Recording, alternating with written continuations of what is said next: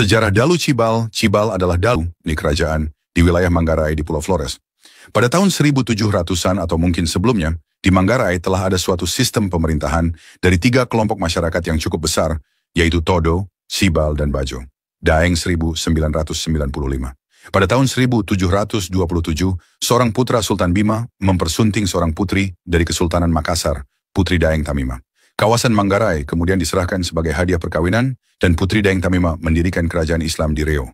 Maka pada tahun 1732 dibentuklah persekutuan dengan Bajo untuk menyerang Riau dari laut dan mengusir orang Makassar di Riau. Akan tetapi serangan ini gagal sehingga disusun kekuatan baru dengan bantuan Todo dari arah selatan, Daeng 1995. Todo menggunakan kesempatan ini untuk memperoleh hegemoni dan pengaruh atas pedalaman Manggarai dengan menaklukkan penguasa-penguasa lokal di pedalaman. Naiknya hegemoni Dalu Todo rupanya tidak disukai oleh Dalu Cibal yang menganggap Dalu Todo bukanlah Manggarai asli, melainkan keturunan Minangkabau. Rivalitas di antara kedua Dalu ini kemudian menghasilkan beberapa peperangan terbuka yang kemudian dimenangkan oleh Dalu Todo. Peperangan ini adalah Perang Weol Berstern, Kemangan masih ada pada pihak Cibal, Perang Weol II dimenangkan oleh Todo, sehingga batas kerajaan Adak Todo bukan lagi sampai di Wairas, dekat Cancar, tetapi sampai jauh ke dekat Beokina, Rahong Utara.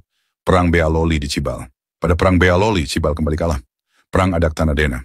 Akibat Perang Adak Tanah Dena ini, batas Todo Pongkor meluas hingga Watu Jaji. Pada saat Todo Pongkor konsentrasi mengikuti Perang Adak Tanah Dena, pasukan Gaeng Cibal melancarkan serangan ke pusat kekuasaan Todo Pongkor.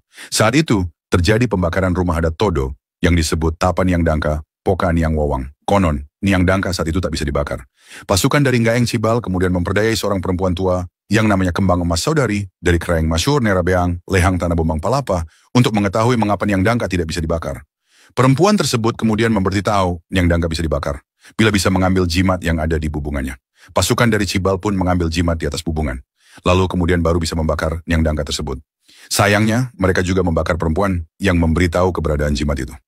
Pasukan Cibal berusaha mengembalikan Watu Cibal yang dicaplok pada Perang Weol kedua, namun tak bisa diangkat. Sampai sekarang, Watu Todo dan Watu Cibal tertancap bersanding di Kampung Todo. Tahun 1907 Belanda masuk ke Manggarai dan hendak mendirikan pusat kekuasaan sipil di Todo. Namun karena topografinya yang kurang baik, lalu pindah ke Puni, Ruteng. Secara resmi Belanda menaklukkan Manggarai pada 1908. 1914 sampai 2024. Ketika Belanda mulai menguasai Manggarai, Raja Todo yaitu Kraeng Tamor dipindahkan ke Puni.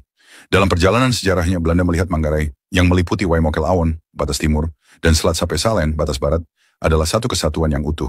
Tidak ada lagi Cibal, tidak ada lagi Todo, tidak ada lagi Bajo, maka disebutlah Manggarai. Pada tahun 1925, melalui suatu surat keputusan dari Belanda, Manggarai menjadi suatu kerajaan dan diangkatlah orang Todo Pongkor menjadi raja pertama, yaitu Raja Bagong dari Pongkor.